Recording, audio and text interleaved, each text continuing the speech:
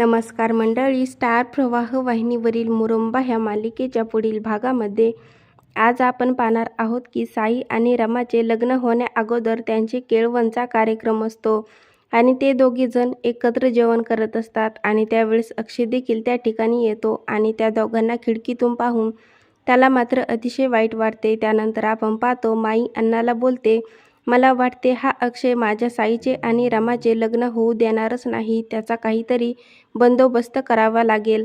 आणि तेव्हा अण्णाला देखील अक्षयचा अतिशय राग आलेला असतो आणि ते वॉचमॅनला फोन करून सांगतात आणि आपण पाहतो वॉचमॅन हे अक्षयला गेटवर अडवतात आणि त्याला काठीने बेदम मारहाण करू लागतात आणि तेव्हा अक्षय हा अतिशय जखमी होतो।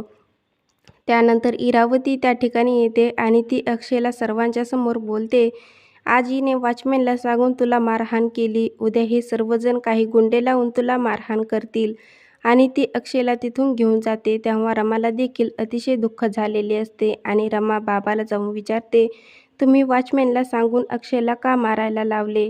तेव्हा माई देखील तिच्यावर ओरडते आणि बोलते, परंतु तुला एवढ्या का मिरच्या झोंबत आहेत? आणि ती साईला बोलते, साई बघितलंस का तुझी बायको कशी बोलते मला वाटते तिला त्या अक्षयला विसरलीच नाही। तेव्हा रमा बोलते, काही जरी झालं तरी अक्षय हा माझ्या मुलीचा बाप आहे।